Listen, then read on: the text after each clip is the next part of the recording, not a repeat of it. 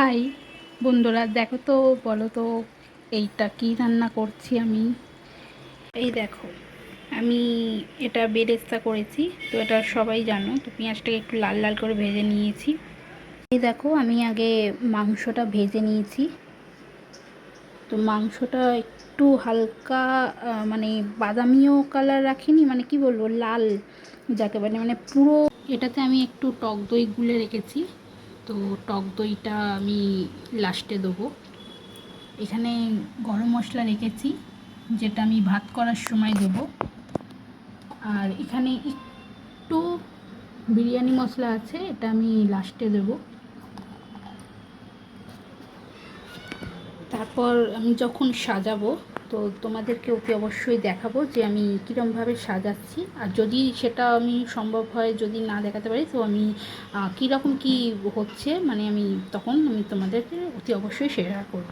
এখানে আমি ভাতের চালটা ভেজানোর জন্য মাংসটা আমি একটু, মানে একটু গ্রেভিটার সাথে একটু, মানে কি বলবো, এই দেখো, গ্রেভি থেকে আমি সব মাংসগুলো তুলে রেখে দিয়েছি। এখানে যেমন আলুটা,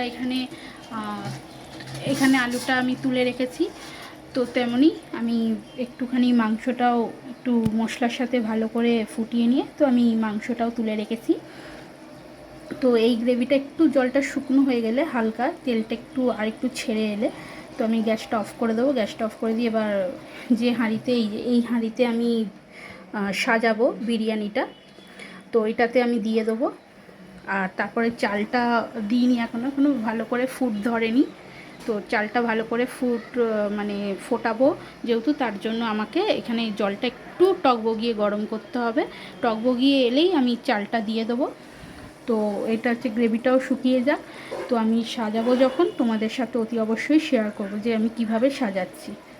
বিরিয়ানিটা সাজানোর জন্য আমি হাঁড়িতে আগে একটু ঘি দিয়ে নিয়েছি। তো এটা আমি একটু ঘিটা স্প্রেড করে নেব।